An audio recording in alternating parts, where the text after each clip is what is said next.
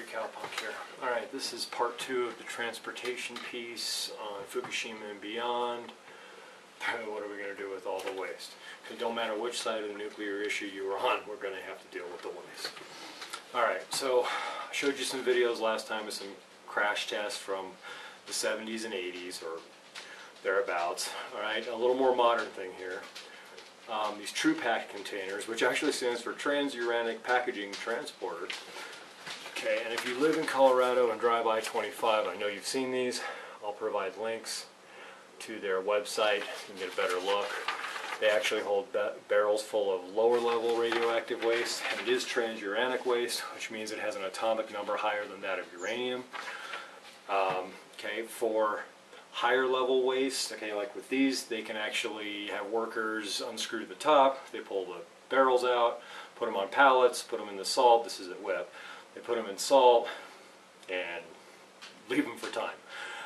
If you have higher level waste that people can't actually handle, you have to transport them in a better container. Alright, so these are the true waste. You may have seen these. A little different design. A lot sturdier. Now, these first Trupacts, they said they've tested by dropping from a height of 30 feet. I'm impressed. Okay, and then they also have these, which are definitely for higher level waste. They actually have liquid inside for cooling and the whole bit.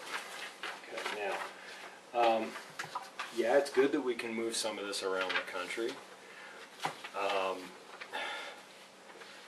However, there's a staggering amount of this stuff. The only operating place that's designed as a permanent storage is the WIP program, and that's the Waste Isolation Pilot Plant in southern New Mexico, and we're going to get into depth on this place. Not this video, but I'm just kind of giving you a primer here. Okay, this kind of gives you a little diagram, and again, I'll put links to their site. This is all on their public relations site. Now, the plan here is to take the waste carried in these containers, transfer it deep underground into this really thick salt layer, because we all know sinkholes don't open up in salt or do anything like that. Then you place it. This is the lower level transuranic waste being placed, and you see they put them in barrels, and the idea is that over time this salt is going to kind of collapse down on them, encapsulate them, and keep it isolated. I don't even want to get into it yet. Okay. Meanwhile, we've got thousands of tons of waste around the country. Now, where we've got it are in quite a few places. Now, there are some independent spent fuel storage sites around the country. They're all well marked on the map, and you can even very easily find their transportation routes, which why we would publish that, I don't know. There's 33 states that have at least one. Some of these are actually on site of the plant, some of them are off site.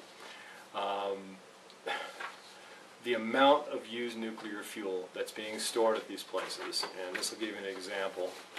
This is how it's being stored, or like this. There has got to be a better way, folks. It's frightening the amount of material we have here. Philadelphia, by far, has the most. I'll put links to this map as well, too. Bottom line is, folks, I'm looking. There's no answers. There's not a plan. There's not anything that makes even one bit of sense at this point. I mean, we're spinning our wheels. Love to hear your ideas. Let me know. Bye.